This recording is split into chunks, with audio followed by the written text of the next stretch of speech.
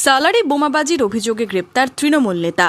4 দিনের পুলিশি হেফাজতের নির্দেশ কান্দি কোর্টের বিচারকের। পুলিশ সূত্রে জানা গেছে, গত 10 এপ্রিল সালারে বোমা উদ্ধার হয়। সেই ঘটনায় রবিবার রাতে গ্রেপ্তার করা হয় ভরতপুরের মালিহাটি অঞ্চল তৃণমূল সভাপতি রেজাউল শেখকে।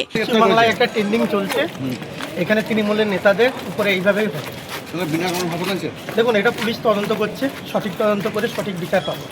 সোমবার তাকে 10 দিনের হেফাজতে চেয়ে কান্দি কোর্টে পাঠায় পুলিশ। বিচারক তাকে 4 দিনের পুলিশি হেফাজতের নির্দেশ দেন।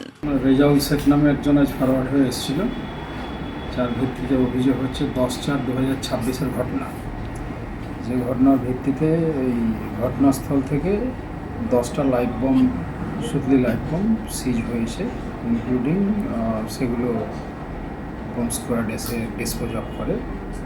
আর 10 দিনের ওর পিসির প্রেয়ার করেছিলাম আমরা, তার মধ্যে কোর্ট 4 দিন অ্যালাউ করেছেন। ফার্দার রিকভারি যদি কিছু করতে পারে।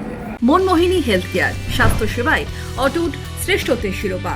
জেলায় প্রথম robotic knee replacement, cardiology with cath lab, neurosurgery, specialised trauma unit থেকে স্মাইল ট্রেন, একগুচ্ছ পরিষেবায় নিয়োজিত।